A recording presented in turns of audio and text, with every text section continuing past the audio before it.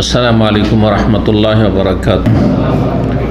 इन्नल हम्दुलिल्लाह नहमदुहु व नस्तईनुहु व नस्तगफिरुहु व नऊज़ु बिल्लाहि मिन शुरूरि अनफुसिना व मिन सय्यिआति अमालिना। मन यहदिहिल्लाहु फला मुदिल्ल लहु व मन युद्लिल फला हादिय लहु व अशहदु अन ला इलाहा इल्लल्लाह वहदहु ला शरीका लहु व अशहदु अन्न मुहम्मदन अब्दुहु व रसूलुहु सल्लल्लाहु तआला अलैहि व अला आलिहि व सहबिहि व सल्लम तस्लीमन कसीरा। अम्मा बाद फ़क़द क़ाल इमामुल बुख़ारी रहमहुल्लाहु तआला बाबुन युकब्बिरु व हुवा यनहदु मिनस सजदतैन व कान इब्नु ज़ुबैर युकब्बिरु फ़ी नहदतिही। क़ाल हदसनी यहया इब्नु सालिह क़ाल हदसना फ़ुलैह इब्नु सुलैमान अन सईद इब्नुल हारिस क़ाल सल्ला लना अबू सईद रज़ियल्लाहु तआला अन्हु फ़जहर बित्तकबीर हिना रफ़अ रअसहु मिनस सुजूद व हिना सजद व हिना रफ़अ व हिना क़ाम मिन रकातैन ওয়াকাল হাকাযা রাআইতুন নবী সাল্লাল্লাহু আলাইহি ওয়াসাল্লাম। সম্মানিত ভাতৃমণ্ডলী, আল্লাহ রাব্বুল আলামিনের প্রশংসা এবং প্রিয় নবী সাল্লাল্লাহু আলাইহি সাল্লামের উপর সালাত ও সালামের পর আজ মঙ্গলবার 19শে শাওয়াল 1444 হিজরি মোতাবেক 9 মে 2023 আমাদের ধারাবাহিক আলোচনা সহিহুল বুখারী থেকে বিষয়বস্তু আজানের পর্ব নম্বর 27। ইমাম বুখারী রাহিমাহুল্লাহর আজানের পর্বের অধ্যায় নম্বর 144, হাদিস নম্বর 825। বলছেন বাবুন, এ অধ্যায় হচ্ছে ইউকাব্বিরু ওয়া হুয়া ইয়ানহাদু মিনাস সাজদাতাইন। মুসল্লি যখন সালাত আদায় করবে আর দুই সেজদা দিয়ে উঠবে। দুই সেজদা দিয়ে উঠা মানে এক রাকাত পড়ে অথবা 3 রাকাত পড়ে যখন উঠছেন, বাকি দ্বিতীয় রাকাতে যে ওটা তো তাশাহুদ পড়ে উঠা। তো তাশাহুদ পড়ে আত্তাহিয়াত পড়ে উঠলে তো তাকবীর দিতেই হবে, কারণ বেশ কিছুক্ষণ বসলেন। কিন্তু সন্দেহ থেকে যায় যে যখন সেজদা থেকে উঠলেন, ওঠার পরে দাঁড়াইছেন, তখন তাকবীর দেবেন কি না। আর তাকবীর দিবেন তো কখন? সেজদা থেকে উঠে সোজা দাঁড়িয়ে যাওয়ার পরে, নাকি সেজদাতে থাকতেই যখন উঠছেন তখনই, নাকি উঠছেন আর তাকবীর দিচ্ছেন? তো বলছেন যে সময়টাই দুই সেজদা দিয়ে উঠতেন ওই সময় তাকবীর দিতেন। তার মানে সেজদা থেকে উঠছেন আর আপনি তাকবীর বলবেন। ইমাম জোরে বলবে যাতে মুক্তাদিরা শোনে, আর মুক্তাদিরাও তাকবীর বলবে। তাকবীরগুলি দুই ভাগে বিভক্ত। প্রথম তাকবীর হচ্ছে তাকবীরে তাহরিমা, যা দিয়ে সালাত শুরু হয় এবং দুনিয়ার কথা কাজ হারাম হয়ে যায়। এই জন্য এর নাম হচ্ছে তাহরিমা, হারামকারী। এমন তাকবীর যা দুনিয়ার কথা কাজকে হারাম করে দেয়। আর এই তাকবীর হচ্ছে রুকুন ফরজ, সালাতের পিলারের মতো। তো এই জন্য কেউ যদি প্রথম তাকবীর না দেয় তাহলে তার সালাতই হবে, নামাজই হবে না, কারণ তার একটা পিলার গায়েব নেই। আর বাকি যতগুলি তাকবীর আছে, রুকুতে যাওয়ার সময়, সেজদায় যাওয়ার সময়, এক সেজদাতে উঠে আবার দ্বিতীয় সেজদাতে উঠে, এই যে তাকবীর, এই তাকবীরগুলির নাম হচ্ছে তাকবীরাতুল ইন্তেকাল বা তাকবীরুল ইন্তেকাল। তাকবীর মানে তাকবীর, বহু বচন তাকবীরাত, আর ইন্তেকাল মানে স্থানান্তরিত হওয়া। ইন্তেকাল মানে মরা নয়, কিন্তু কারণ আমাদের দেশের মানুষরা ইন্তেকাল মানে শুধু মরাই বোঝে, কিন্তু ইন্তেকাল, মৃত্যুকে ইন্তেকাল বলা হয়। কেন বলা হয়? সে এক জায়গা থেকে আরেক জায়গায় এই স্থানান্তরিত হয়ে গেল, প্লেস চেঞ্জ করা, ইন্তেকাল। দাম্মাম থেকে আপনি শিফট হয়ে গেলেন রিয়াজে, চাকরি বদলি হয়ে গেল, এটা ইন্তেকাল আপনার। আরবি ভাষায় কথা বলে শুদ্ধ ইন্তাকালা ফুলানুন, অমুক ব্যক্তি মিনাদ দাম্মাম ইলা রিয়াদ, ইন্তাকালা ইলা মক্কা, ইন্তাকালা ইলা বালাদি, দেশে শিফট হয়ে গেছে, চলে গেছেন, ইন্তাকাল। কিন্তু বাংলায় উনি ইন্তেকাল করেছেন, হ্যাঁ, সৌদি আরব থেকে দেশে ইন্তেকাল করেছেন, মানে মারা গেছেন, তাই না? জি। ভাষা পরিবর্তন হলে একই শব্দের অর্থ পরিবর্তন হয়ে যায়। অনেকগুলি ভাষা আছে, আরবিতে একটা অর্থ আর বাংলা উর্দুতে গিয়ে আলাদা অর্থ, বেশ কিছু। যেহেতু আমরা বিভিন্ন ভাষা নিয়ে লেখাপড়া করেছি, আরবির সাথে উর্দু পড়েছি, ফার্সি পড়েছি, বাংলা পড়েছি, তারপরে ইংরেজিও কিছু পড়েছি, হ্যাঁ, বিভিন্ন ভাষা, যার ফলে জানি যে একটা ভাষা একটাই শব্দ আর এক ভাষায় গেলে তার অর্থ পরিবর্তন হয়ে যায়।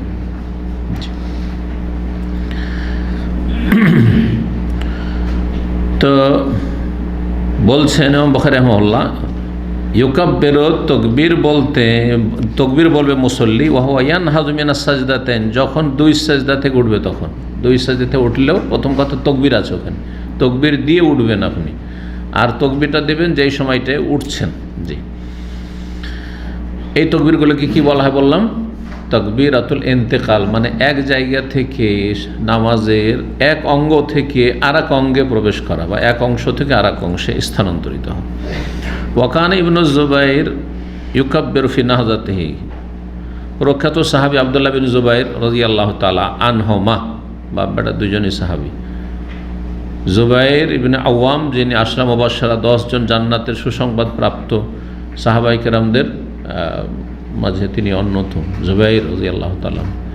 এবং জুবাইর রাদিয়াল্লাহু তাআলা আনহু আবু বকর সিদ্দিক রাদিয়াল্লাহু তাআলা আনহুর জামাই, শুদ্ধ ভাষা হচ্ছে জামাই, মেয়ের জামাই, মেয়ের স্বামী, কিন্তু এটা দেশি ভাষা, মানে আঞ্চলিক ভাষা, এটা সব এলাকায় চলবে না জামাই, তবে বুঝিয়ে নিবে, আমিও বুঝি, কিন্তু কথা হচ্ছে যখন মেয়ের জামাই বললেন মানে মেয়ের স্বামী, আসলে শুদ্ধ বাংলা, আমি শুদ্ধ বলি, আমাদেরও কিছু আঞ্চলিক ভাষা আছে, আমি আঞ্চলিক ভাষা বলি না, কারণ আঞ্চলিক ভাষা বর্জন করা ভালো, এই আঞ্চলিকতা থেকে একটা রোগ। জি হ্যাঁ, ঠিক আছে, একবারে ঘরোয়া পরিবেশে মা খালার সাথে বলছেন, ওইটা ঠিক আছে, ওখানে মজা লাগবে, কিন্তু যার তার সাথে অন্য এলাকার লোকের সাথে আপনি আঞ্চলিক ভাষা চালাবেন, সিলেটি লোক এসে আপনার ঢাকার লোকের সাথে সিলেটি চালাবে, তো মজা লাগবে নাকি? খারাপ লাগবে। তো আব্দুল্লাহ বিন জুবাইর রাদিয়াল্লাহু তাআলা আনহুমা, জুবাইর রাদিয়াল্লাহু তাআলা আনহু তাহলে আবু বকর সিদ্দিক রাদিয়াল্লাহু তাআলা জামাই, তাহলে নবী সাল্লাল্লাহু আলাইহি ওয়াসাল্লামের কি হলেন সম্পর্কে? হ্যাঁ, বাইরে। আচ্ছা, এটা একটা সম্পর্ক। আজকাল কিন্তু ভাইরা সম্পর্ক, তারপরে শালা ভগ্নিপতির সম্পর্ক, এগুলো খুব গাঢ় সম্পর্ক। শরীয়তে এগুলো খুব হালকা সম্পর্ক, অত গভীর সম্পর্ক না, এগুলো কথা বোঝা গেছে না? টেম্পোরারি সম্পর্ক, আজ আছে কাল নেই, ঠিক না? এই সম্পর্কগুলো শালা ভগ্নিপতির সম্পর্ক, আর ভাইরা সাড়ুর সম্পর্ক আজ আছে, এখনই নাই, হয়তো হঠাৎ করে তালাক দিলেই নাই, ঠিক না?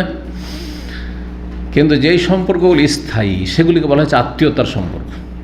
আমরা আসলে আমাদের ভাষায় বুঝি না শরীয়তের ভাষা আত্মীয়তা কাকে বলে। যেই সম্পর্ক স্থায়ী, ভাইয়ের সম্পর্ক, বোনের সম্পর্ক, খালার সম্পর্ক, বুবুর সম্পর্ক, মামার সম্পর্ক, তাই না? মামা, আপনার মামা থাকবে, আপনার বাপ যদি ছেড়েও দেয় তবু মামাই থাকবে, ওইটা ঠিক আছে। কিন্তু আপনার বাবার জন্য আপনার মামা, তার জন্য ওই আত্মীয় না যেটা আপনার জন্য। তো যাই হোক, আসল বিষয়ের দিকে ফিরে আসি। তো জুবাইর রাদিয়াল্লাহু তাআলা আনহু নবী সাল্লাল্লাহু আলাইহি ওয়াসাল্লামের ভাইরা, এর চাইতে কাছের সম্পর্ক হচ্ছে ফুফাতো ভাই। হ্যাঁ, কি ফুফাতো ভাই? জি। তো জুবাইর রাদিয়াল্লাহু তাআলা, আব্দুল্লাহ বিন জুবাইর, তিনি প্রখ্যাত সাহাবী ছিলেন। কয়েক বছর, প্রায় 7 বছর মক্কাতুল মুকাররমায় তিনি মুসলিম দেশে সেই জামানায় খলিফাতুল মুসলিমিন ছিলেন, আমিরুল মুমিনিন ছিলেন। তারপরে জালেমরা তাকে শহীদ করেছে। ইউকাব্বিরু ফি নাহজাতিহি, তিনি তাকবীর দিতেন দাঁড়াবার সময়। 825 নম্বর হাদিস বর্ণনা করছেন সাঈদ ইবনুল হারিস তাবেঈ, বলছেন সাল্লাল্লাহু আবু সাঈদিন, আমাদের জন্য সালাত আদায় করলেন, মানে আমাদের ইমামতি করলেন আবু সাঈদ খুদরি রাদিয়াল্লাহু তাআলা সাহাবী। তারপরে বলছেন ফাজাহারা বিত তাকবীর, তারপরে তিনি উচ্চস্বরে তাকবীর দিলেন। তার ইমাম কি করবে? উচ্চস্বরে তাকবীর দিবে, দিনের নামাজ হোক আর রাতের হোক।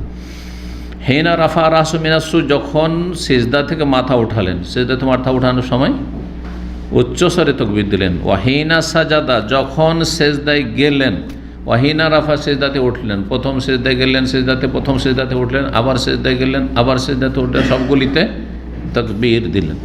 ওয়াহিনা কামা মিনা রাকাতান, যখন 2 রাকাত পড়ে তাশাহুদ পড়ে উঠলেন, তখনও তাকবীর দিয়েছেন। তাহলে এই সমস্ত জায়গায় কি রয়েছে? তাকবীর রয়েছে। তাহলে একমাত্র সালাতের ভিতরে, নড়াচড়ার ভিতরে, শুধু রুকু থেকে উঠার সময় হ্যাঁ, কি বলবেন? সামি আল্লাহু লিমান হামিদা। আর মুক্তাদি রব্বানা ওয়া লাকাল হামদ। বাকি সব জায়গাতে তকবীর, বিনা তকবীরে নড়াচড়া নাই। এই মর্মে একটি হাদিস রয়েছে, কানা রাসূল ইউকাব্বিরু ফি কুল্লি খাফজিন ওয়া রাফিন। নবী সাল্লাল্লাহু আলাইহি ওয়াসাল্লাম ঝুঁকলেও তকবীর বলতেন আর রাফিন উঠলেও তকবীর বলতেন। আরেকটি কথা বলা হয়নি, হুকুম। তাকবীরে তাহরিমার হুকুম বললাম যে ফরজ রুকুন, যদি সেটা ভুলে যায় তবু নামাজ হবে না, যদি মনে হয়ে যায় তাহলে, আর মনে না হলে তো মাফ। ধরেন ভুলে গেছেন প্রথম তাকবীর তাহরিমা দিতে, কিন্তু পরে খেয়াল হয়েছে, 2 রাকাত পড়ার পরে খেয়াল হয়েছে, তারপরে নামাজ হয়, নতুন করে শুরু করে। পুরো 4 রাকাতই পড়া হয়েছে, তাকবীর তাহরিমা দেনি, পরে মনে হয়েছে তাকবীর তাহরিমাই তো দিনই, তাহলে আপনি পুনরায় সালাত আদায় করেন। ভুলে গেল আর ইচ্ছা করে ছাড়লেও নামাজ হবে না। বাকি এই যে ইন্তেকালে তকবীরগুলি যে রয়েছে, এগুলি হচ্ছে ওয়াজিবাতুস সালাতের অন্তর্ভুক্ত। এগুলো রুকুন, ফরজ নয়, বরং এগুলো ওয়াজিব। তো সালাতে কয়টি ওয়াজিব আছে? 8টি, আর 14টি হচ্ছে রুকুন। যদিও মাসলাগুলি ইখতিলাফি, এগুলি বিষয় ইখতিলাফ খানিক আছে অবশ্য। তো যাই হোক, যেটা কোরআন সুন্নাহর কাছাকাছি সেটা মাসলা আমরা বলবো ইখতিলাফের ক্ষেত্রে। তো এই যে 8টি ওয়াজিব, তার একটি হচ্ছে এই তকবীরগুলো, অতিরিক্ত এই যে তকবীরগুলো অতিরিক্ত, মানে এই যে তকবীর তাহরিমা ছাড়া অন্যান্য তকবীরগুলো, তাকবীরাতুল ইন্তেকালগুলো। তাকবীরাতুল ইন্তেকাল যদি ভুলে যায়, পরে মনে হয় তো সহজ সিদ্ধা, মনে না হলেও সব মাফ। আর যদি ইচ্ছা করে ছাড়ে তো হবে না নামাজ। ওই রাকাত, যে রাকাতে ছেড়েছে সেই রাকাতটা কমে যাবে। ওয়াজিবের ক্ষেত্রে হুকুম হচ্ছে যদি ইচ্ছা করে ছেড়ে দেয় তো হবে না, ওর ঘাটতি পূরণ নেই। আর যদি অনিচ্ছাকৃত ভুলে যায়, পরে মনে হয়, তাহলে সহজ সিজদা দিয়ে ঘাটতি পূরণ করবে। যেমন প্রথম তাশাহুদ হচ্ছে 8টি ওয়াজিবের একটি। প্রথম তাশাহুদ ভুলে গেছেন, 2 রাকাত পড়ে বসতে হয়তো উঠে গেছেন, যদি সোজা ফুল দাঁড়িয়ে গিয়ে থান তাহলে আর ফিরে আসবেন না। এটা হচ্ছে শরীয়তের বিধান, নবী সাল্লাল্লাহু আলাইহি ওয়াসাল্লাম ফিরেননি। তো এই যে ফিরলেন না, ঘাটতি হয়ে গেল, ভুল করে না করেছেন, ইচ্ছা করে তো করেননি, সুতরাং সহজ সিজদা দিয়ে ঘাটতি পূরণ করবেন। কিন্তু ইচ্ছা করে কেউ যদি উঠে যায় তাহলে তার নামাজ হবে না। এইভাবে সালাত আদায় করলেন তকবীর দিয়ে, প্রত্যেকটি নড়াচড়ে, আর বললেন হাকাযা রাআইতুন নবী, এইভাবে আমি নবী সাল্লাল্লাহু আলাইহি ওয়াসাল্লামকে দেখেছি। আব্দুল্লাহ বিন জুবাইর নাকে আবু সাঈদ খুদরী রাদিয়াল্লাহু তাআলা বর্ণনা করছেন। 826 নম্বর হাদিস বর্ণনা করছেন মুতাররিফ তাবেঈ, বলছেন কাল সাল্লাইতু আনা ওয়া ইমরান, আমি এবং ইমরান বিন হুসাইন সালাত আদায় করলাম, নামাজ পড়লাম, সালাতান কোনো এক নামাজ, তাহলে ফরজ নামাজই ছিল, খালফা আলী ইবনে আবি তালিবিন, আলী ইবনে আবি তালিব রাদিয়াল্লাহু তাআলা আনহুর পেছনে, মানে তিনি ইমাম, আলী রাদিয়াল্লাহু তাআলা আনহু ইমাম। ফাকান ইজাসাদা, যখনই সিজদা করতেন কাব্বারা, তাকবীর দিতেন। ওয়াইজা রাফা, যখন উঠতেন সিজদা থেকে কাব্বারা, তাকবীর দিতেন। ওয়াইজা নাহাদা মিনার রাকাত, 2 রাকাত পড়ে যখন তাশাহুদ পড়ে উঠতেন কাব্বারা, তখনও তাকবীর দিতেন। ফালাম্মা সাল্লামা, যখন সালাম ফিরলেন, আখাযা ইমরানু বিয়াদি, তখন ইমরান ইবনে হুসাইন রাদিয়াল্লাহু তাআলা, তিনি সাহাবী, আমার হাতটা ধরলেন আর বললেন লাকাদ সাল্লা বিনা হাযা সালাতা মুহাম্মাদিন আও ক্বাল লাকাদ যাক্কারানি হাযা সালাতা মুহাম্মাদ সাল্লাল্লাহু আলাইহি ওয়াসাল্লাম। ইমরান বিন হুসাইন সাহাবী, আর মুতাররিফ যিনি নামাজ পড়লেন ইমরানের সাথে, তিনি সাহাবী না তাবেঈ, তাহলে জুনিয়র। দুইজনেই মুক্তাদি কার পেছনে? আলী রাদিয়াল্লাহু তাআলার পেছনে। আলী রাদিয়াল্লাহু তাআলা সুন্নতি তরিকায় যেভাবে শুদ্ধ সহি শুদ্ধ নামাজ পড়াইলেন, আর নামাজটা পড়ার পরে ইমরান বলছেন জুনিয়রকে, তিনি সিনিয়র যেহেতু, তিনিও নবী সাল্লাল্লাহু পিছনে নামাজ পড়েছেন, বললেন যে লাকাদ সাল্লা বিনা হাযা, ইনি আমাদের ইমামতি করলেন, নামাজ আদায় করে সালাত মুহাম্মাদিন, মুহাম্মদ সাল্লাল্লাহু আলাইহি ওয়াসাল্লামের মতো নামাজ। আমাদেরকে নামাজ পড়েন কোন নামাজ? রাসূলুল্লাহ সাল্লাল্লাহু আলাইহি ওয়াসাল্লামের সুন্নতি তরিকায় নামাজ পড়াইলেন। অথবা বর্ণনাকারী সন্দেহ, সাল্লা বিনা বলেছেন বা লাকাদ যাক্কারানি হাযা, ইনি আমাদেরকে স্মরণ করিয়ে দিলেন, আলী রাদিয়াল্লাহু আমাদেরকে স্মরণ করিয়ে দিলেন সালাত মুহাম্মাদিন, মুহাম্মদ সাল্লাল্লাহু আলাইহি ওয়াসাল্লামের সালাত। তার মানে মাঝখানে তাহলে বেশ কিছু ইমামরা এমন এসেছে যারা পুরোপুরি সুন্নতের পাবন্দি করতো না, সুন্নতের খেলাফ কিছু ভুলভ্রান্তির সাথে নামাজ পড়তো, ভেজাল কিছুটা শুরু হয়ে গেছিল ওমাইয়া আমলে। হ্যাঁ,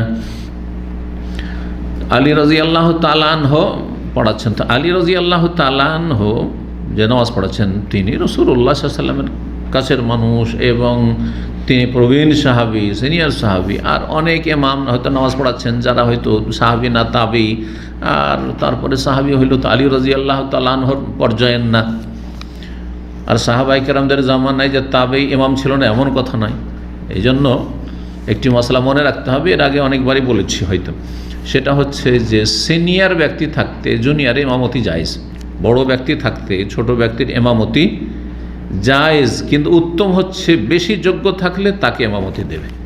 বেশি যোগ্য থাকতে যোগ্য ব্যক্তি, অযোগ্য না, যোগ্য ধরেন ফাসিক, অযোগ্য হচ্ছে আপনার ধরেন সলাতের মাসাইল মাসাইল জানেন না, অযোগ্য হচ্ছে যে শুদ্ধ তেলাওয়াত করতে পারেন না। আর বিশেষ করে সূরা ফাতিহা জরুরি, যেহেতু রোকন, সূরা ফাতিহায় যদি বড় ভুল থাকে যাতে অর্থ পাল্টে যায় তাহলে নামাজই হবে না। বাকি অন্য সূরাগুলি পড়া যেগুলো মেলানো সেগুলো হচ্ছে সুন্নাত, সুতরাং না পড়লেও যেহেতু নামাজ হয়ে যেত সেজন্য ওলামারা বলেছেন উত্তম হচ্ছে যে সেগুলো যেন সহি শুদ্ধ পড়ে, সেখানে যেন বড় ভুল না থাকে লাহানি চালি। কিন্তু যদি ভুল হয়ে যায় তো নামাজ বাতিল হবে না। এটাও একটা প্রশ্ন উত্তর ধরেন, অনেকে বলে যে আমাদের যে ইমাম নামাজ পড়ায় ও তো লাহানি চালি করে, বড় ভুল করে তেলাওয়াতে, তো আমাদের নামাজ হবে? তাহলে এই ক্ষেত্রে মনে রাখবেন যদি সূরা ফাতিহায় ভুল না হয় তাহলে আপনার নামাজ হয়ে গেছে, কারণ অতিরিক্ত সূরাগুলি পড়ায় এমনিতেই সুন্নাত। জি, সুতরাং সেই ক্ষেত্রে বড় ভুল যদি হয় তাহলে অপছন্দনীয়। আর সেই ব্যক্তি এভাবে ভুল করছে আর সংশোধন করছে না, চেষ্টা করছেন, তাহলে সে গুনাহগার, কিন্তু আপনাদের নামাজ হয়ে যাবে।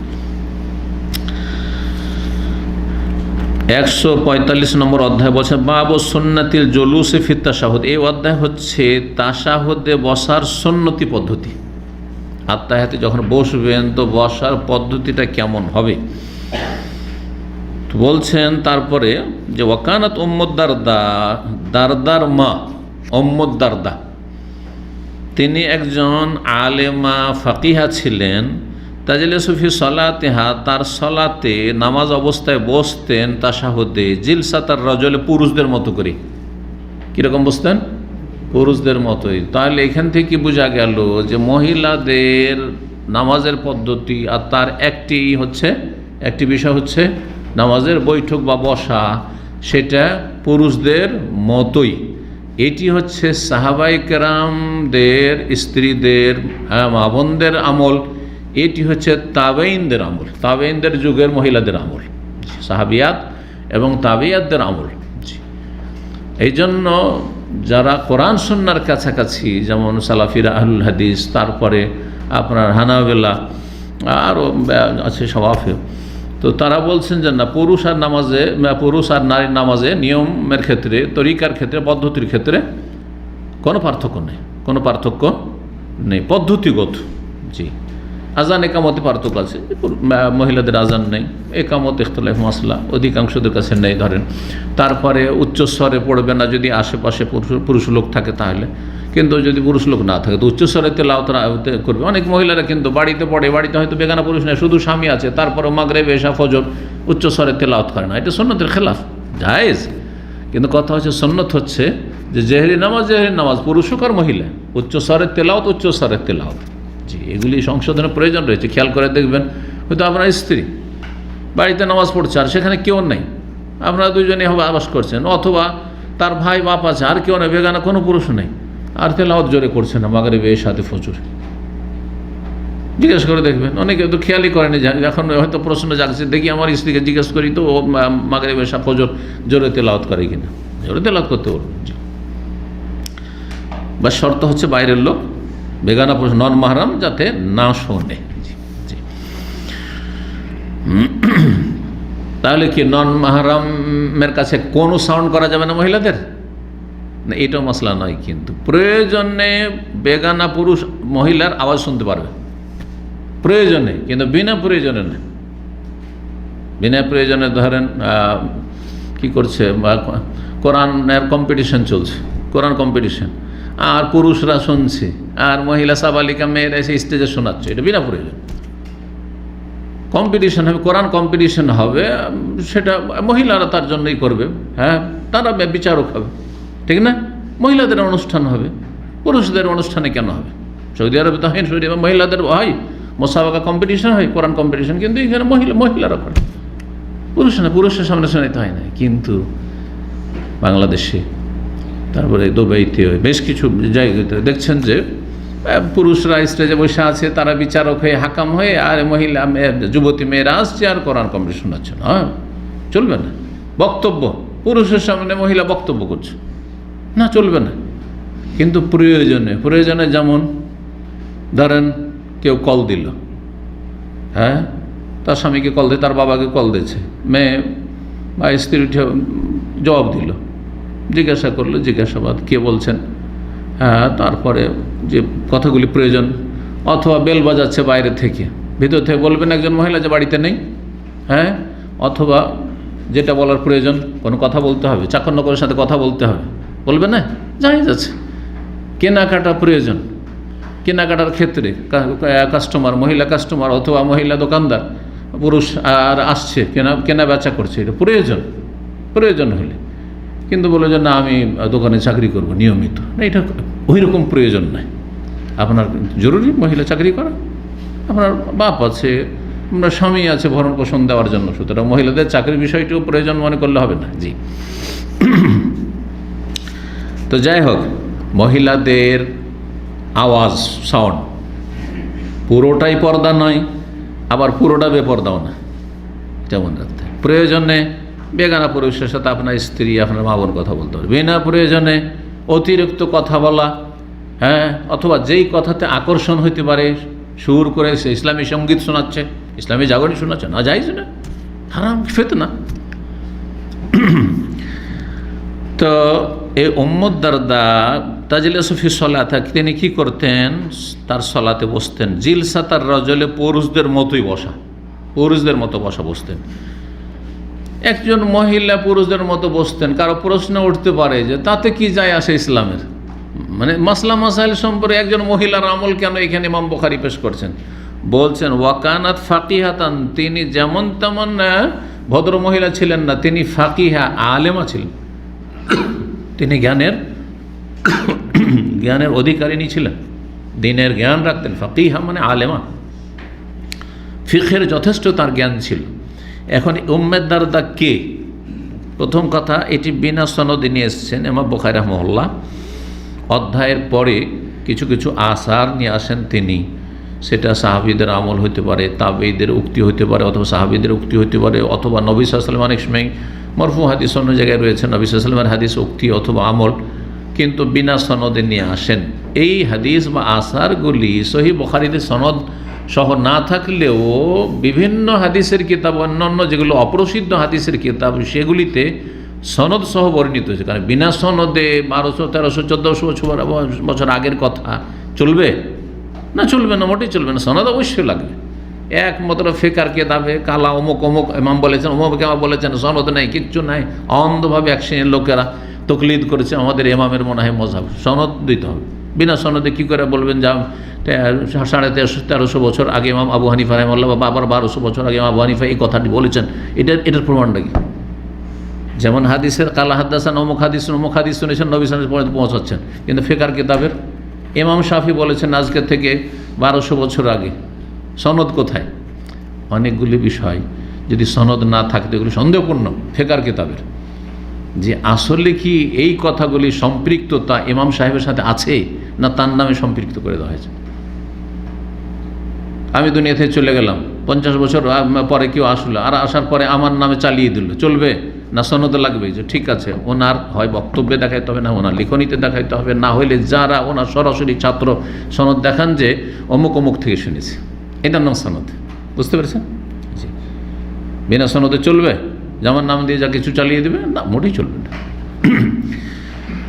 তো এই জন্য এগুলো সব সানাদ আছে, সহিহ বুখারীতে নেই এই কথাটির সানদ, কিন্তু মুসান্নাফ ইবনে আবি শায়বা, একটি হাদিসের কিতাব, ইমাম ইবনে আবি শায়বার কিতাব, তার নাম হচ্ছে মুসান্নাফ, আল মুসান্নাফ।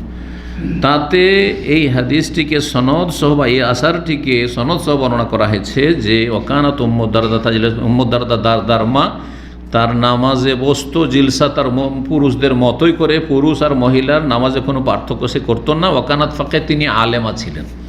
এখন উম্মু দারদা কে, এই নিয়েও ইখতিলাফ রয়েছে।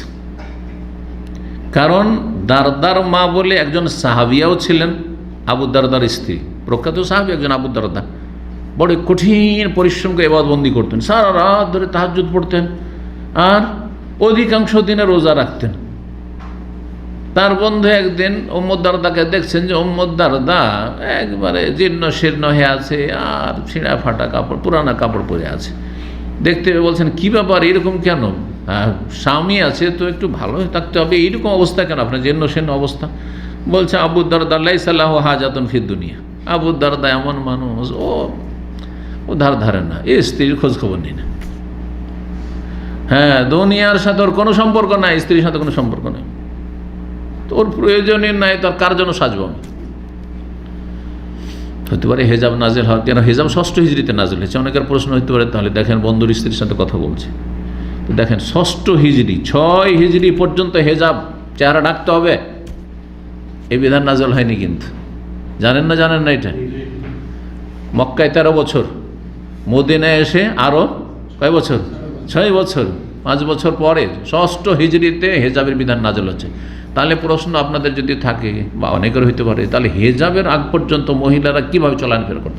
স্বাভাবিক শালীনতার সাথে, মাথা ঢাকা, চুল খোলা নয়, হ্যাঁ, মাথায় কাপড় আছে, শরীরে কাপড় আছে, গায়ে হাতে কাপড় আছে, কিন্তু হাত খোলা ধরেন, হ্যাঁ, হাত খোলা, চেহারা খোলা, পা খোলা, এরকম চলাফেরা করতো। 6 হিজরিতে হেজাবের বিধান নাজল হওয়ার পরে পার্থক্যটা কী হলো? তখন সাহাবী মহিলারা পুরো চেহারা ঢেকে চলাফেরা করতেন। আর ইউবদিন আইনান ওয়াহিদা বা তুবদিন আইনান ওয়াহিদা হাদিস রয়েছে, একটা চোখ খোলা রেখে ঘোমটা করে। আগের মহিলারা দেখেছেন, যখন বোরখার যুগ ছিল না, আমি দেখেছি, হ্যাঁ, ছোটোকালে আমরা দেখেছি দাদি নানিরা, ওরাও বড় বড় লম্বা চাদরে এমন করে ঘুমটা টানতো এইভাবে, কাঁথে হাট এইদিকে একটা চোখ খোলা থাকতো শুধু। এইরকম করে সাহাবী মহিলারা চলতেন হেজাবের বিধান নাজিল হওয়ার। তার আগ পর্যন্ত চেহারা খোলা।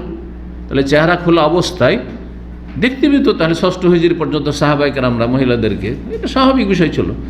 যেমন আমাদের মুসলিম সমাজে অনেকে মহিলারা আছে বোরখা পরে না, বা গ্রামের লোকের কাছে পর্দা করে, কতটা পর্দা করে, মাথায় শুধু কাপড় দেয়, এটা স্বাভাবিক শালীনতা। সেটা হেজাব ফরজ হওয়ার আগে এরকম ছিল আরবদের মাঝে। একবারে বেহায়াবে পর্দা, মাথায় কাপড় নেই, বুকে কাপড় নেই, ওড়না নেই, আর এমনি এইরকম চলাফেরা ছিল না, জাহিলি যুগে ছিল না, মুসলিম সমাজে ছিল না। ছিল দাসীদের মধ্যে ছিল, যারা কিতু দাসী, তারা বেহায়াবে পর্দা চলাফেরা করতো, কারণ তাদের কেনা বেচা হচ্ছে। এই জন্য আজকাল যারা বেহায়া বেপর্দা চলছে, তারা স্বাধীন সম্ভ্রান্ত মহিলার মতো চলাফেরা করে না। অন্তত শালীনতা থাকতে হবে, মাথা ঢাকা আছে, চুল ঢাকা আছে, হ্যাঁ, আর তারপরে ইসলাম আসার পরে আপনি মুসলিম, তখন আপনাকে চেহারা ঢাকতে হবে। ধীরে ধীরে চেষ্টা করতে হবে, যাদের অভ্যাস নয় অন্তত চেষ্টা করতে হবে আস্তে আস্তে। জি, যাই হোক, আল্লাহ তৌফিক দান করুন। তো উম্মে দারদা কে? উম্মে দারদা সাহাবীও ছিলেন, বলছিলাম যে ওই যে আবু দারদার স্ত্রী, প্রখ্যাত সাহাবীর। আর এই উম্মে দারদার নাম ছিল খাইরা। ভাষ্যকারগণ লিখেছেন, বুখারীর একটি ভাষ্য রয়েছে ইমাম কাসতুলানী, তাতে লিখেছেন। আর একজন উম্মে দারদা ছিলেন, তাহলে ইনি সাহাবিয়া। আবু দারদার স্ত্রী মানে ইনি সাহাবীর স্ত্রী, সাহাবিয়া। নবী সাল্লাল্লাহু আলাইহি ওয়াসাল্লামকে দেখেছেন এই উম্মে দারদা, যদি ওই উম্মে দারদা হন। আর এক উম্মে দারদা ছিলেন, যিনিও আলেমা ফাকিহা ছিলেন, কিন্তু তিনি তাবেইয়া, পরে এসছেন তিনি। উম্মে দারদা নামে আর একজন ছিলেন, তিনি উম্মে দারদা সুগরা বলা হয়তো, মানে ছোট উম্মে দারদা। আর উম্মে দারদা যেটা সাহাবিয়া, ওটা ছিল কুবরা, সুগরা আর কুবরা। এখন এখানে উদ্দেশ্য কোন উম্মে দারদা? কেউ বলেছেন যে সাহাবিয়া, বড় উম্মে দারদা, কারণ তিনি ফাকিহা আলেমা ছিলেন, আর সাহাবিয়া তাবেইয়া তুলনায় বেশি আলেমা। আর ওয়াকানাত ফাকিহা, তিনি ফাকিহা ছিলেন, এই মন্তব্যটি কার? এই কথাটি আবার কার? এটা আর একটা প্রশ্ন। অধিকাংশরা বলেছেন যে এটি ইমাম বুখারী রাহিমাহুল্লাহর মন্তব্য। ইমাম বুখারী বলছেন যে উম্মে দারদা পুরুষদের মতো করে নামাজ পড়তেন, আর তিনি আলেমা ছিলেন, এমন নয় যে জাহেলা মূর্খ মহিলা ছিলেন। কেউ কেউ বলেছেন না, ইমাম বুখারী এটি না, ইমাম বুখারী ছাড়া অন্য কারো এটি মন্তব্য। যাই হোক, কিন্তু এখানে বাহ্যিক মনে হচ্ছে যে ইমাম বুখারী রাহিমাহুল্লাহর মন্তব্য। যদিও মুসান্নাফ ইবনে শাইবাতে এটি রিওয়ায়াত রয়েছে, হতে পারে অন্য কোনো ইমামেরও মন্তব্য, তাও হতে পারে। তো কেউ বলেছেন যে ইনি উম্মু দারদা সাহাবিয়া ছিলেন, যেমনটা ইমাম বুখারী রাহিমাহুল্লাহ এর থেকে বোঝা যায়, কারণ ইমাম বুখারী রাহিমাহুল্লাহ যখন আলেমা বলছেন, ফাকিহা বলছেন, তো সাহাবিয়াকে উদ্দেশ্য করে হবে না। কেউ বলছেন না, উনি ছিলেন তাবেইয়া যিনি ছিলেন তার নাম ছিল নুজাইহা নাম ছিল, তিনিও আলেমা ছিলেন। তাবেই হইলেও তো তার কথার একটা মূল্য আছে, আমার কথার মতো তো না, হ্যাঁ, আজকালকার কোনো মহিলা আর মতো তো না। তিনি তাবেইয়া, অনেক সাহাবী মহিলার থেকে তিনি দিন শিখেছেন। আর তিনি নামাজ পড়তেন কার মতো? পুরুষদের মতো। জি, এই জন্য সঠিক মত এটি। কিন্তু কোনো ওলামারা এই যুক্তি দিয়ে, আর কিছু আসার রয়েছে জয়ীফ সহিহ সব মিলেই রয়েছে, আর এগুলো নবী সাল্লাল্লাহু আলাইহি ওয়াসাল্লামের উক্তি নয়, এবং নবী সাল্লাল্লাহু বিবিগণেরও কোনো উক্তি না, বরং পরবর্তীকালে কিছু মত। কিসের ভিত্তিতে? যে মহিলাদের এতে বেশি পর্দা আছে। পুরুষদের মতো নামাজ পড়লে, সেজদা করলে, পুরুষদের মতো করে বসলে ওতে একটু পর্দা কম হয়। মহিলারা একেবারে সেজদা করে তো মাটির সাথে লুটিয়ে, ওতে কি হবে? পর্দা বেশি হবে। এই সব যুক্তি দিয়ে, কিন্তু যখন দলিল আমাদের কাছে নেই, সুতরাং যুক্তি অচল, দলিলের কাছে যুক্তি অচল। যাই হোক, তারপরে হাদিস 827 নম্বর হাদিস, আব্দুল্লাহ বিন আব্দুল্লাহ আন্নাহু আখবরাহু, তিনি আব্দুর রহমান বিন কাসেমকে জানিয়েছেন আন্নাহু কানা ইয়ারা আব্দুল্লাহ বিন ওমর রাদিয়াল্লাহু আনহু, তিনি দেখছিলেন যে আব্দুল্লাহ বিন ওমর রাদিয়াল্লাহু তাআলা আনহু সালাত আদায় করছেন, কিন্তু ইয়াতারাব্বা ফিস সালাহ, সালাতে দুই পাকে এমন করে রেখে, যেটাকে বাংলায় বাংলা আমি জানি না, যদি আপনারা জানেন, এটাকে উর্দুতে বলে চার জানুহে বসা। তার মানে যেই বসাটা আমরা সাধারণত আজকালকার জামানায় খেতে বসি, হাঁটু থেকে নিয়ে পাটাকে মরিয়ে দিলেন, তাহলে একটা পা দুই হইল, হ্যাঁ, একটা পা দুই ভাগ হইল, আর একটা পা দুই হইল, তো দুই কত হইল? চার হয়ে গেল। ওই জন্য এটাকে বলা হয় ইয়াতারাব্বাও, মানে পাকে চার অংশ করে বসতেন। একটু বসে দেখান, যদিও কাপড় একটু ময়লা হওয়ার সম্ভাবনা আছে, অসুবিধা নেই, হ্যাঁ, আশা করি বুঝতে পারছেন। এইভাবে যেমন করে আজকালকার মানুষ খেতে বসছেন আরামসে, যাতে বেশি খাওয়া যায়। দেখেন তবলিগীদের একটা যুক্তি, তবলিগি চিল্লাওয়ালা ভাইরা এরকম করে বসবে না, বলছে এতে পেটটা তো ঢিলা থাকলে অনেক বেশি খেয়ে নেবেন, আর আমাদের অল্প স্বল্প খেতে হবে। সেজন্য তারা খেতে বসবে কীরকম করে? না, এটা তো আরবিরা বসে, এটা হলে আরবিরা, এটা আমরাও বসি। কিন্তু আরবিরা নবী সাল্লাল্লাহু আলাইহি সাল্লাম বসতেন কেমন করে, এটা ব্যাখ্যা করছে। আর তবলিগি চিল্লাওয়ালা ভাইরা তারা বাথরুমে বসার মতো করে, বাথরুমে বসার মতো, এটা হচ্ছে তবলিগি বসা, এইরকম করে খেতে বসা, জানেন না? হ্যাঁ, তাহলে তবলিগীদের সাথে বসেননি। আমি তবলিগীদের সাথে বসেছি, জি, সবার সাথে বসেছি, তবলিগীর সাথে বসছি, জামাত ইসলামের সাথে বসছি, সবার সাথে বসার পরে সব থেকে কিছু তাদের ভালো মন্দ দেখা আসার পরে আপনাদেরকে ভালোটা দেওয়ারই চেষ্টা করছি, কথা বুঝতে পারছেন? জি, তো ওরা এইভাবে বসে, অথচ এই বসাটা নবী সাল্লাল্লাহু আলাইহি সাল্লামের বসার ব্যাখ্যা নয়। নবী সাল্লাল্লাহু আলাইহি সাল্লাম বলছেন, ইন্নিল্লা আকল মুত্তাকিয়ান, আমি হেলান দিয়ে বসি না, হেলান দিয়ে বসা অপছন্দের। আমি চেয়ারে বসে খাবো আর হেলান দিয়ে এরকম, এইটা মাকরুহ, অপছন্দনীয়। হ্যাঁ, অথবা যে কোনো জায়গায় নিচে বসে আছেন আর দেয়ালে হেলান দিয়ে বসে আছেন, বালিশে হেলান দিয়ে, যেমন হোটেলগুলোতে যাচ্ছেন আরবিয়ান হোটেলে, আর বসে হেলান দিয়ে খাচ্ছেন, এটা মাকরুহ, অপছন্দনীয়। কিন্তু কেউ চেয়ারে খাক আর নিচে খাক, বলা যাবে না চেয়ারে বসলে মাকরুহ, আর চেয়ারে বসলে এটা ইহুদি খ্রিস্টানদের খাবার হয়ে গেল, এটা অজ্ঞতা। আসলে জায়েজ আছে, এগুলো দুনিয়া মামলাত, অসুবিধা নেই। নবী সাল্লাল্লাহু আলাইহি সাল্লাম, হ্যাঁ, নবী সাল্লাল্লাহু আলাইহি সাল্লাম নিচে খেয়েছেন, আমিও পছন্দ করি নিচে খাওয়া, কিন্তু প্রয়োজনে কেউ যদি বসে চেয়ারে বসে খায়, ওখানে ওই সিস্টেমই আছে, ডাইনিং হল ওইভাবে তৈরি করা আছে, অসুবিধা নেই, কোনো মাকরুহ না, কিছু না। মাকরুহ কোনটা? যেটা আপনি হেলান দিয়ে খাচ্ছেন, হেলান দিয়ে এইভাবে, অথবা এইভাবে হেলান দিয়ে, এভাবে খাবেন না।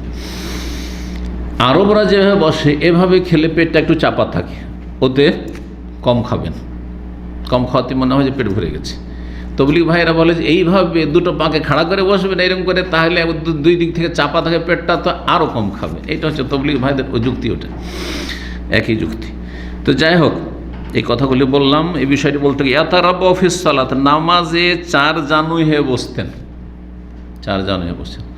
আমরা ওই আমাদের কওমি হুজুরদের মতোই তর্জমা করে দিলাম, ধরেন উর্দু দিয়ে, হ্যাঁ, দেখবেন আপনার চরমনাইয়ের কিতাবে, যেহেতু আমি আলোচনা করেছি না দীর্ঘ কয়েক ঘন্টার আলোচনা, তো বইগুলোতে দেখবেন যে অনেক উর্দু ঢুকানো আছে।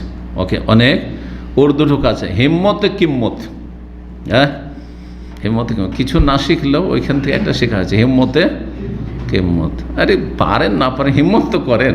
জি হ্যাঁ, তো আল্লাহ তাদের শিরক বেদাত থেকে আল্লাহ বাঁচাক আপনাদেরকে।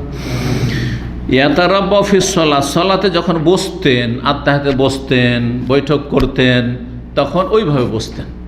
কিন্তু আসলে স্বাভাবিক যেটা মুসল্লির বসা এরকম তো নয়, কিন্তু এটা জায়েজ আছে, প্রয়োজন হলে জায়েজ আছে।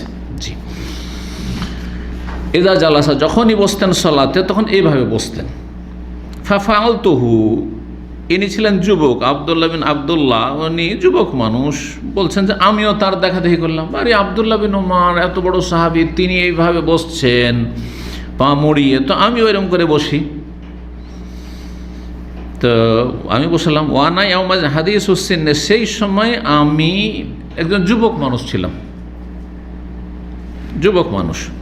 ফানাহানি আবদুল্লাহ বিন ওমর, আবদুল্লাহ বিন ওমর আমাকে বারণ করলেন, আরে তুমি কেন এরকম করে বসছো, বসতে নিষেধ করলেন, অথচ উনি বসছেন।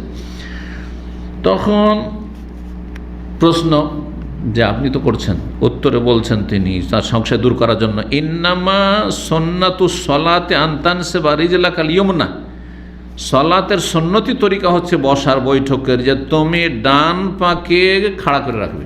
ডান পাকে কি করবে? খাড়া রাখবে, কেবলামুখী করে।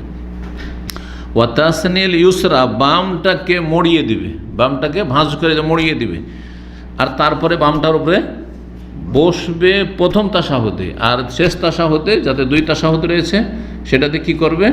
নিতম্ব মাটিতে রেখে দেবে, আর বাম পাটাকে মড়িয়ে দিয়ে ডান দিকে করে দেবে, যেটাকে তাওয়াররুক বলা হয়, নিতম্বর উপর বসা। ওয়ারেক মানে নিতম্ব, আর নিতম্বের উপরে বসা এটাকে তাওয়াররুক বলা হয়। জি, এটি হচ্ছে সুন্নাত। হানাফি মাযহাবে এটি সুন্নত না, এই জন্য হানাফি মাযহাবে দুই তাশাহুদি তারা ইফতিরাশ করে, অর্থাৎ ডান পাকে দাঁড় করে রাখে আর বাম পায়ের উপরেই বসে থাকে।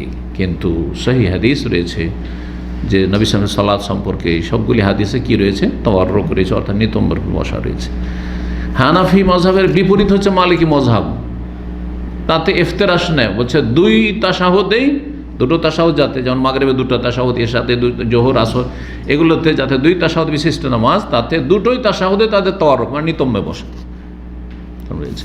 তো যাই হোক, মাসলা ইখতিলাফ রয়েছে, কিন্তু সহিহ সুন্নাহ যেটা বললাম, মালিকি মাযহাবের ফতোয়া ঠিক না, দুটোতেই তাওয়াররুক নেই, নিতম্বে বসা নেই, আর দুটোতেই বাম পা বিছিয়ে বসা নেই, আর ডান পা খাড়া করে নেই, বরং প্রথমটিতে ডান পা খাড়া করবে, ওয়া তাসনিল ইউসরা, বামটিকে মড়িয়ে দিবে। ফাকুলতু, তখন আমি বললাম, ইন্নাকা তাফআলু যালিকা, আপনি যে করলেন, আপনি তো এরকম করে বসলেন না, যে বাম পায়ের ওপরে ভর দিয়ে বসলেন না, আপনি পাকে একটা পাকে আর এক পায়ের এদিকে ঢুকিয়ে দিলেন, এইভাবে বসলেন।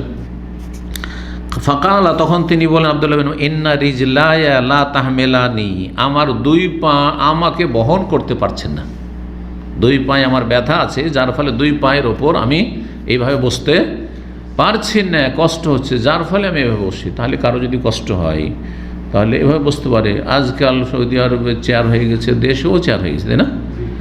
আর নিচে বসে কেউ পড়বে, এইরকম লোক পাওয়া বড় মুশকিল। কিন্তু বসার আসল হচ্ছে যে নিচে বসে পড়া, বসার আসল হচ্ছে নিচে বসে পড়া।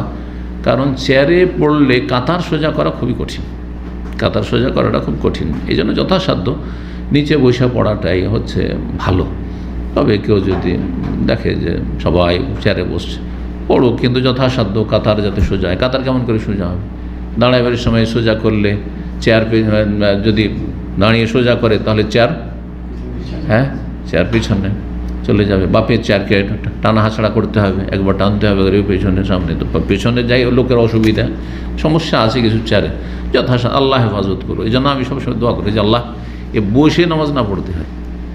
কি যে আল্লাহ এই দোয়া কবুল করেছে আলহামদুলিল্লাহ, যে আমি অ্যাক্সিডেন্ট হয়েছে এত বড়, গাড়ি 3 পাল্টি খেয়েছে, তারপরে এক ওয়াক্ত বসে পড়িনি। মানে আশ্চর্য এটা আলহামদুলিল্লাহ আমার লাইফে, যে শরীরে, অথচ আমার 5 দিন প্রচণ্ড ব্যথা ছিল, কিছুই হয়নি, মানে কোনো জায়গায় আঘাত হয়নি, কিন্তু শরীরে যে ব্যথা, দ্বিতীয় দিন শুরু হলো ব্যথা, দ্বিতীয় দিনের পরে। তখন আমাকে ডাক্তার ছিলেন একজন চিটাগাং, জাযাহুল্লাহ খায়ের, সিরাজুল ইসলাম সাহেব, তিনি বললেন যে এখন ব্যথা আপনার শুরু হবে। আমাকে প্রথম দিন যখন ব্যথা শুরু হলো, দ্বিতীয় দিন গিয়ে পরের দিন, তখন বলছে এখন থেকে আপনার 3-4 দিন ব্যথা থাকবে, খুব ব্যথা। উফ, আল্লাহু আকবার। তো জাযাকাল্লাহু গুনাহ খাতা মাফ করুন, আল্লাহুম্মা লাকাল হামদ। তো কি বলছিলাম যে আব্দুল্লাহ বিন ওমর বলেন, ইন্না রিজলায়া লা তাহমিলানি, আমার 2 পা আমাকে বহন করতে পারছে না, অর্থাৎ 2 পা এর উপরে আমি বসতে পারছি না, যার ফলে এইভাবে বসি। বসাটা সহজ, এক ডান পায়ে দিয়ে করে দিন, বাম পায়ে দিয়ে করে দিন, আর বসে করে আরামে। 828 নম্বর হাদিস। হাদিস বর্ণনা করেছেন সাহাবীর নাম শুধু বলি, কারণ এতগুলি নাম বলার সময় নেই আমাদের কাছে। তাবেই প্রথম, আন মুহাম্মদ ইবনে আমর ইবনে আতা আন্নাহু কানা জালিসান ফি নাফারি মিন আসহাবি রাসূলিল্লাহ সাল্লাল্লাহু আলাইহি ওয়াসাল্লাম। মুহাম্মদ বিন আমর ইবনে আতা তাবেই, তিনি বসেছিলেন একদল সাহাবায়ে কেরামদের সাথে, একদল সাহাবীদের সাথে। ফাযাকারনা সালাতান নবী সাল্লাল্লাহু আলাইহি ওয়াসাল্লাম, আমরা তখন আলাপ আলোচনা করলাম নবী সাল্লাল্লাহু আলাইহি ওয়াসাল্লামের সালাত নিয়ে, নামাজের পদ্ধতি নিয়ে। ফাকাল আবু হুমায়দ আস-সাঈদ, তখন আবু হুমায়দ আস-সাঈদী রাদিয়াল্লাহু তাআলা আনহু বসেছিলেন, আর তিনি আর তার সাথে আরও 9 জন, 10 জন মিলে নবী সাল্লাল্লাহু আলাইহি ওয়াসাল্লামের নামাজের পদ্ধতি বর্ণনা করেছেন। এই প্রসিদ্ধ হাদিসটি রয়েছে। এই হাদিসটি সহিহ বুখারীতে এখানে এসেছে, হাদিস নম্বর 828। এই হাদিস বিস্তারিত নামাজের পদ্ধতি সুনানে আবু দাউদ, নাসাঈ, বিভিন্ন হাদিসের কিতাবগুলিতে এসেছে। তো বলছেন যে আবু হুমায়দ সাঈদী বললেন, আনা কুনতু আহফাজুকুম লিসলাতি রাসূলিল্লাহ, আমি রাসূলুল্লাহ সাল্লাল্লাহু আলাইহি ওয়াসাল্লামের নামাজ সবচাইতে বেশি সংরক্ষণ করেছি তোমাদের মধ্যে। মানে কেমন করে নামাজ পড়ছেন নবী সাল্লাল্লাহু আলাইহি ওয়াসাল্লাম, আমি হুবহু তোমাদের সামনে পেশ করতে পারবো শুরু থেকে শেষ পর্যন্ত।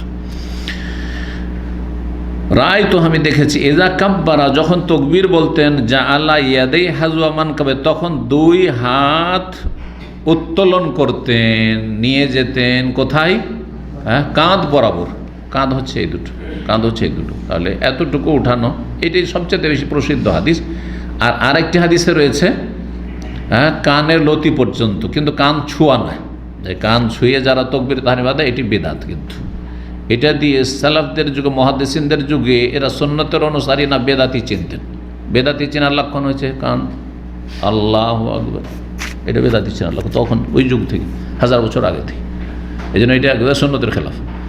কিন্তু কানের এই আপনার যে আঙ্গুলটি সবচেয়ে বড়, মধ্যমা, এটিকে কানের লতি পর্যন্ত নিয়ে যাওয়া, এটাও সুন্নত, কারণ সহিহ সুন্নাত আর সহিহ হাদিস দ্বারা প্রমাণিত। তো দুটো তরিকায় ক্ষেত্রে রয়েছে, হয় এভাবে করবেন কেবলামুখী করে, আর না হলে কাঁধ পর্যন্ত করে, যেমন আব্দুল্লাহ বিন ওমর রাদিয়াল্লাহু আনহু হাদিসে রয়েছে, তারপর আবু হুমায়দ সাঈদীর এই হাদিসেও রয়েছে। তো 2 হাত উঠাতেন কাঁধ বরাবর। ওয়াইজা রাখা, যখন রুকু করতেন, আমকানা ইয়াদাইহি মিন রুকবাতিহি, তখন 2 হাঁটুর ওপর 2 হাত শক্ত করে ধারণ করতেন। মানে এমনভাবে রাখবেন না যে হাতটা ফসকে যায়, অনেকে রাখে একটুতে ফসকে যাবেন না, শক্ত করে ধারণ করেন। সোম্মা হাসারা জাহরাহু, তারপরে পিঠটাকে ঝুঁকাতেন, মানে বরাবর করে ঝুঁকাতেন। হাসারা মানে আমালাহু, ঝুঁকাতেন, এই জন্য শাব্দিক অর্থ করলাম। কিন্তু পিঠকে এমন করতেন যে পিঠ আর মাথা বরাবর থাকতো, মাথা নিচেও নেমে যাবে না এরকম হয়ে, আবার মাথা এরকমও থাকবে না, যেমন অনেকে উটের মতো করে রাখে, এইরকম চলবে না, জি, বরাবর হইতে হবে। ফাইজা রাফা রাসও, তারপর মাথা যখন উঠাইতেন, ইস্তাওয়া, রুকু থেকে উঠে সোজা হয়ে যেতেন। হাত্তা ইয়াউদা কুল্লু ফাকারিন মাকানো, এমনকি প্রতিটি হাড়ের জোড়, অঙ্গ প্রত্যঙ্গ আপন আপন জায়গায় চলে যেত। এতক্ষণ দাঁড়াবেন সোজা হয়ে, যে শরীরে যতগুলি অঙ্গ প্রত্যঙ্গ সব আপন জায়গায় সেট হয়ে গেছে, যেটা যেখানে আছে, এইভাবে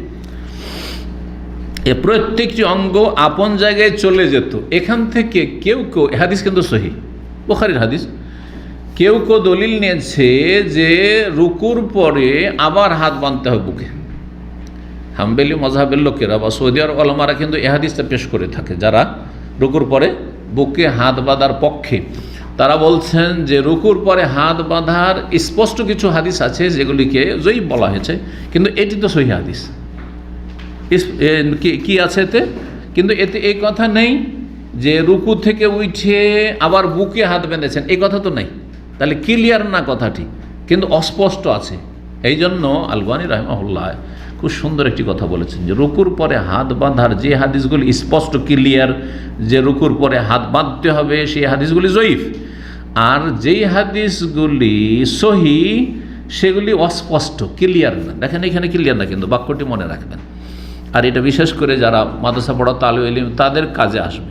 কারণ কোন পয়েন্টে কোন জায়গাটি দলিলে তারা পেশ করেছে। রুকুর পরে বুকে হাত বাঁধতে হবে। দলিল হাত্তা ইয়াউদ, যখন রুকু থেকে মাথা উঠাইতেন সোজা হইতেন, হাত্তা ইয়াউদা ফিরে যেত কুল্লু ফাকারিন, প্রতিটি জোড় বা অঙ্গ প্রত্যঙ্গ আপন আপন জায়গায়। তো অঙ্গ প্রত্যঙ্গ আপন আপন জায়গায় ফিরে যেত বলছে। রুকুর আগে কোথায় ছিল? রুকুর হাতে আগে দুই হাত বুকের উপর ছিল, সুতরাং ওখানে ফিরে যেত। এইভাবে ব্যাখ্যা করেছে। ফাইজা সাজা, যখন সেজদা দিতেন, ওয়াদা ইয়াদাইহি, দুই হাত রাখতেন, কিন্তু গায়রা মুফতারিশিন, বিছিয়ে নয়, এভাবে না। এটা হাদিসে নিষেধ করা হয়েছে। এটা কুকুরের মতো বসা, কুকুরের সাথে তুলনা করা হয়েছে। মহিলা হোক অথবা পুরুষ হোক, তাহলে মহিলাদের যে পার্থক্য করা হয় তার মধ্যে একটি পার্থক্য হচ্ছে তারা কি করবে? হাত বিছিয়ে একবারে গুড়িয়ে সুড়িয়ে সেজদা করবে। এটি হচ্ছে নিষিদ্ধ বসা, নিষিদ্ধ সেজদা এটি আসলে।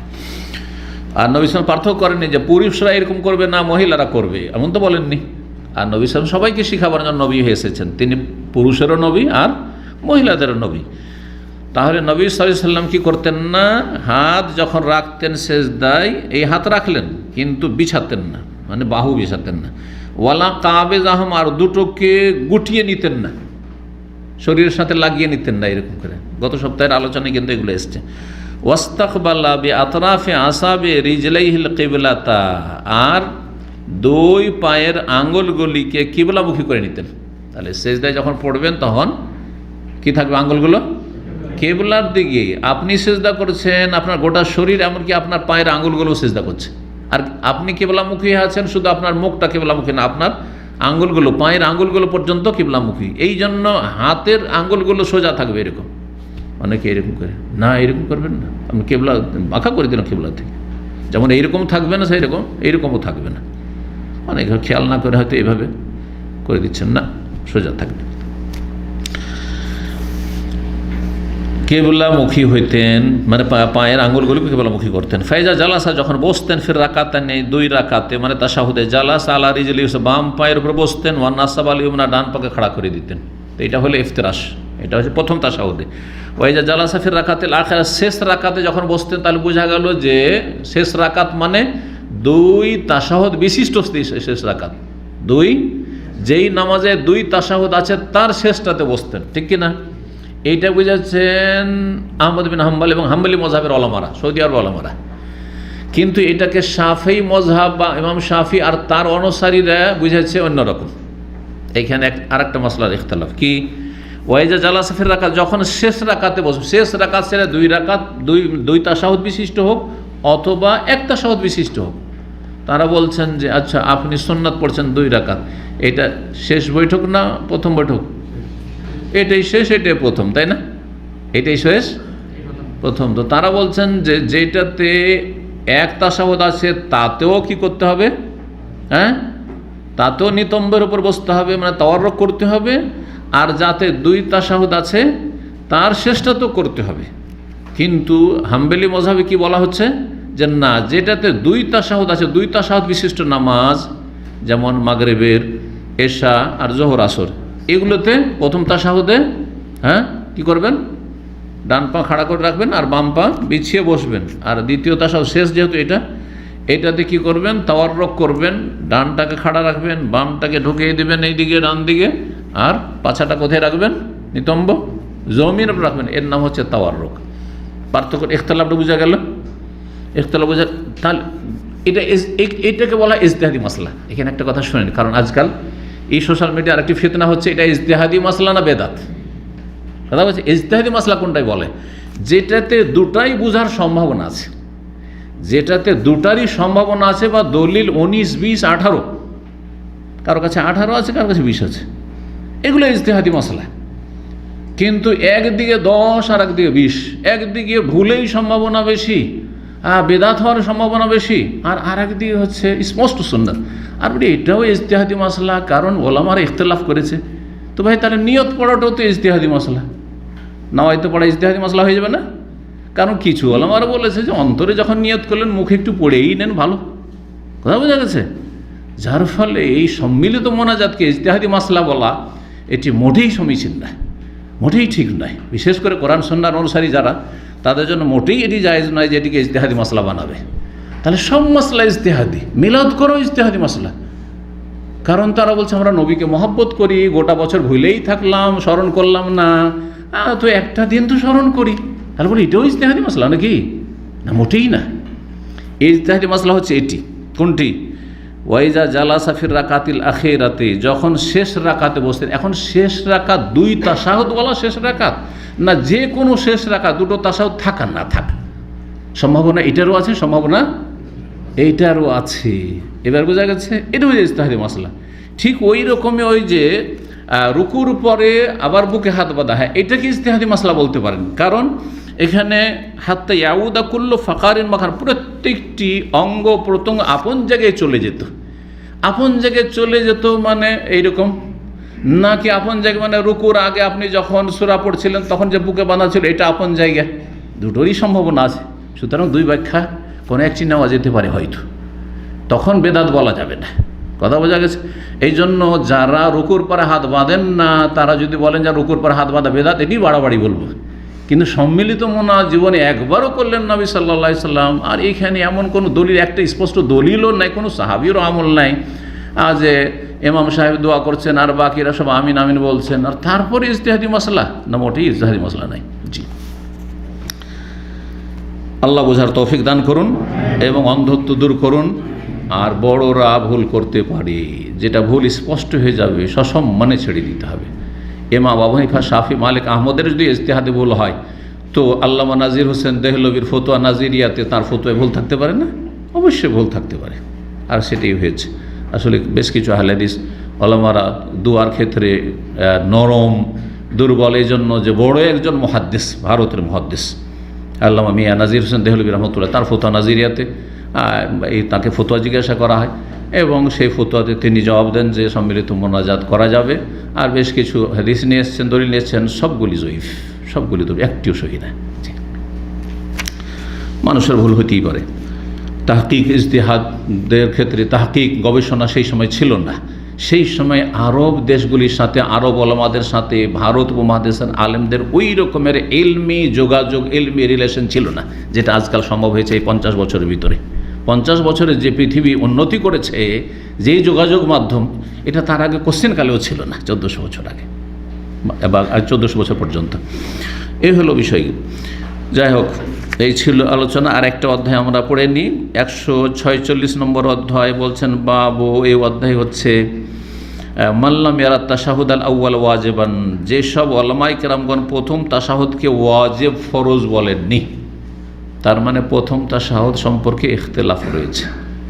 কেউ ওয়াজিব বলেছেন আর কেউ সুন্নত বলেছেন, সুন্নত বলেছেন। কিন্তু নবী সাল্লাল্লাহু আলাইহি ওয়াসাল্লাম যেহেতু কি করেছেন, সহসিজদা করেছেন, সুন্নত হলে সহসিজদা করতেন না। তাহলে যখন ছুটে গেছে সহসিজদা করেছেন ঘাটতি পূরণের জন্য, তাহলে প্রথম তাশাহুদ হচ্ছে ওয়াজিব, প্রথম তাশাহুদ হচ্ছে ওয়াজিব, কিন্তু রুকুন নয়, রুকুন ফরজ নয় যে প্রথম তাশাহুদ ভুলে গেলে, ছুটে গেলে আর সহসিজদা করলো না তাহলে নামাজ বাতিল হয়ে যাবে, এমনটা নয়, বা ভুলে গেলে বাতিল হয়ে যাবে। সহসিজদা দিয়ে ঘাটতি পূরণ করা যাবে। লিয়ান্নান নবী সাল্লাল্লাহু আলাইহি ওয়াসাল্লাম কামা মিনা রাকাতান ওয়া লাম ইয়ারজি, কারণ নবী সাল্লাল্লাহু আলাইহি ওয়াসাল্লাম যখন 2 রাকাত থেকে বসতে হইতো, উঠে গেলেন, সোজা যেহেতু উঠে গেছেন, তাকে সুবহানাল্লাহ বলা হলো, আর ফিরলেন না, তিনি ফিরে আসেন, যেহেতু সোজা দাঁড়িয়ে গেছেন। কিন্তু কিছুটা উঠেছেন, পুরা উঠেননি। আর যদি সুবহানাল্লাহ বলা হয় তাহলে ফিরে চলে আসবে। এটি হচ্ছে সুন্নাত তরিকা। 829 নম্বর অধ্যায়। একটু ওই আগের হাদিসের একটু কথা থেকে গেছে, সেটা শেষ করিনি, দুঃখিত। কি বলছিলাম? ওই নিতম্বের উপরে বসার কথাগুলি হয়ে গেছে, কিন্তু হাদিসের তর্জমা করা হয়নি। যখন 2 রাকাতে বসতেন তখন ডান পা খাড়া করে আর বাম পায়ের উপরে বসতেন। ওয়াইদা জালাসা ফি রাকাতিল আখিরা, আর যখন শেষ রাকাতে বসতেন কাদ্দামা রিজলাহুল ইউসরা, বাম পাকে এগিয়ে দিতেন, বাম পাকে এগিয়ে দিতেন মানে এইদিকে এগিয়ে দিতেন। ওয়া নাসাবাল ওখরা, আর আরেকটিকে মানে ডানটিকে দাঁড় করে রাখতেন। ওয়া কাদা আলা মাকআদাতিহি, আর তার নিতম্বের উপর বসতেন, নিতম্বের উপর বসতেন, পাছাকে জমিনে লাগিয়ে বসতেন। বসাটা স্পষ্ট না কারো জন্য অস্পষ্ট? অস্পষ্ট হলে দেখাইতে হবে। বুঝতে পারছেন সব কেমন করে বসতেন? জি হ্যাঁ। কে বুঝতে পারেনি? এমন কেউ আছে যে এই বসাটা শেষ বৈঠকটা বুঝতে পারেনি? পাছাকে জমিনে রেখে দেওয়া, বাম পাটাকে ডান দিকে লম্বা করে বের করে দেওয়া আর ডান পাকে খাড়া রাখা, এটিকে বলা হয় তাওয়াররুক। প্রথম তাশাহুদ যারা ওয়াজিব বলেননি একদল রয়েছেন, তাদের ফতোয়া ভুল। ওয়াজিব, কিন্তু ওয়াজিব মানে ফরজ নয়, ওয়াজিব মানে ফরজ নয়, ওয়াজিব মানে কি ফরজ, রুকুন নয়।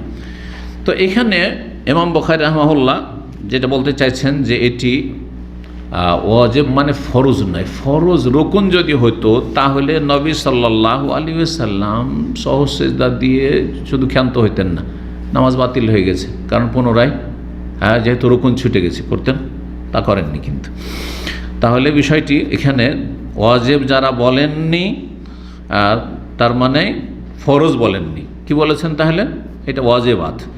আর কেউ কেউ হয়তো সুন্নত বলেছেন, কিন্তু সঠিক হচ্ছে যে সুন্নত নয় আর ফরজ রুকনও নয়। নবী সাল্লাল্লাহু আলাইহি ওয়াসাল্লাম দাঁড়িয়ে গেছেন, ফিরে আসেনি, তাহলে বোঝা গেল যে এটি রুকন ফরজ নয়। 829 নম্বর হাদিস বর্ণনা করেছেন আব্দুল্লাহ বিন বুহাইনা সাহাবী, তিনি আজদ শানুয়া বংশের, ওয়াহুয়া হালিফুন লিবানি আব্দে মানাফ, আব্দ মানাফ নবী সাল্লাল্লাহু আলাইহি ওয়াসাল্লামের যে বংশ, সেই বংশের তারা মিত্র গোত্র ছিল। ওয়াকানা মিন আসহাবিন নবী, তিনি নবী সাল্লাল্লাহু আলাইহি ওয়াসাল্লামের সাহাবী ছিলেন। এই আব্দুল্লাহ বিন বুহাইনা নবী সাল্লাল্লাহু আলাইহি ওয়াসাল্লামের সাহাবী, তিনি বর্ণনা করছেন আন্না নবী সাল্লাল্লাহু আলাইহি ওয়াসাল্লাম, নবী সাল্লাল্লাহু আলাইহি ওয়াসাল্লাম তাদেরকে নিয়ে জোহরের সালাত আদায় করলেন। ফাকামা ফির রাকাতাইনিল উলায়াইনে, তারপরে প্রথম 2 রাকাত পড়ে সরাসরি উঠে গেলেন, আত্তাহিয়াত না পড়ে সরাসরি উঠে গেলেন। লাম ইয়াজলিস, বসলেন না, অথচ কি করতে হইতো, বসতে হইতো। তাশাহুদ, প্রথম তাশাহুদে বসতে ভুলে গেছেন। ফাকামান নাস মাহু, তখন লোকেরাও দাঁড়িয়ে গেল, প্রথম তাশাহুদে যদি ইমাম সোজা দাঁড়িয়ে যায় তাহলে আপনারা কি করবেন, তাকে ফলো করে দাঁড়িয়ে যাবেন। কিন্তু দ্বিতীয় তাশাহুদে নামাজ শেষ হয়ে গেছে, মাগরিব 3 রাকাত শেষ হয়ে গেছে বা ইশা 4 শেষ হয়ে গেছে, ইমাম যদি সোজাও দাঁড়িয়ে যায়, আপনারা দাঁড়াবেন না, বসে থাকবেন, সুবহানাল্লাহ সুবহানাল্লাহ, তিনি ফিরে আসবেন। কারণ 5 রাকাত কোনো নামাজ নেই আর মাগরিবে 4 নেই, যার ফলে উঠবেন না, ইমাম উঠে গেলেও উঠবেন না, ভুল করবেন না। তো বলছেন যে নবী সাল্লাল্লাহু আলাইহি ওয়াসাল্লাম প্রথম 2 রাকাত পড়ে উঠে গেলেন, বসলেন না, লোকেরাও তার সাথে দাঁড়িয়ে গেল।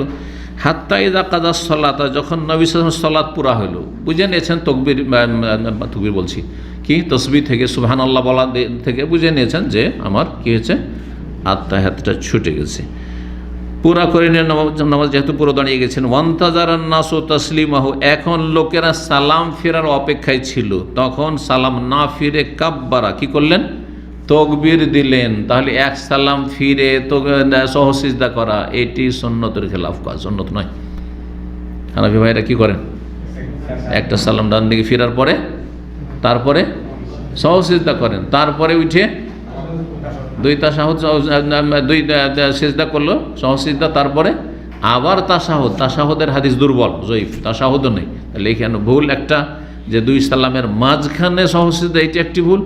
আর একটি ভুল হচ্ছে কি, তাশাহুদ আত্তাহিয়াত পড়া, এটা ভুল, আত্তাহিয়াত পড়া নেই সহসিজদার পরে। জি, সহসিজদা সালামের আগেই করে নিতে পারেন অথবা সালামের পরে করতে পারেন, কিন্তু এই ক্ষেত্রে উত্তম হচ্ছে, সংক্ষেপে বলি যেহেতু এটি আসল আলোচনা নয় আজকের, আনুষঙ্গিক আলোচনা, সেটা হচ্ছে যদি নামাজে ঘাটতি থাকে তাহলে সহসিজদা সালামের আগেই করবেন, আর যদি কিছু বাড়িয়ে দিয়ে থাকেন, বেশি করে দিয়ে থাকেন, তাহলে সালাম 2 দিকে সালাম ফেরার পরে কি করেন, সহসিজদা করেন, আর তারপরে আবার সালাম ফিরে দেন, কিন্তু আত্তাহিয়াত পড়বেন না।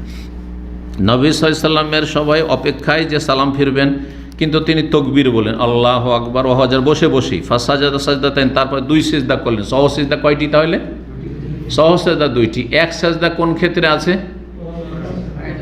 হ্যাঁ, সিজদায়ে তিলাওয়াত শুধু একটি সিজদা, আর একটি সিজদা আছে শুকরানা সিজদা, হচ্ছে এক সিজদা।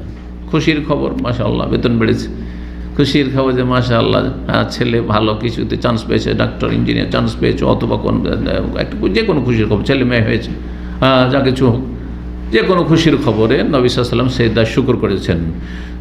খুশির খবরে আমাদের দেশের লোকেরা সুন্নতের খেলাফ শুকরানা নামাজ পড়ে, শুকরানা নামাজ সুন্নত নয়, অনেকের কাছে বেদাত।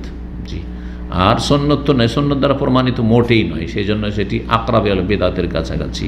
সুন্নতের খেলাফ হালকা করে বললাম, এই জন্য সুন্নত পরিপন্থী, তার মানে তো কানটা এই দিক থেকে ধরেন, ওই দিক থেকে ধরেন, দেখি হ্যাঁ সুন্নতে পরিপন্থী মানে কি, তার মানে বিদআত। জি, সেজদা শুকর করতে অভ্যস্ত হন। খুশির খবর হলে সাথে সাথে সেজদা করলেন, উজুও শর্ত নেই, যেখানে আছেন ওখানে সেজদা করবেন। জি, কিবলামুখী হতে পারলে ভালো, কারণ সেজদা যেহেতু করছেন কিবলামুখী হবে। সালাম না ফিরে তকবীর বললেন বসে বসে, তারপরে 2 সেজদা করলেন। কাবলা ইউসাল্লিম, সালাম ফেরার আগেই। সুম্মা সাল্লামা, তারপরে সালাম ফিরলেন, তারপরে সালাম ফিরলেন। এই ছিল নবী সাল্লাল্লাহু আলাইহি ওয়াসাল্লাম সহ সিজদা। জি, তা নবী সাল্লাল্লাহু আলাইহি ওয়াসাল্লাম তাহলে কী হয়েছে? সহ হয়েছে, কারণ আল্লাহ করিয়েছেন যাতে করে উম্মতের জন্য শিক্ষার ব্যবস্থা হয়।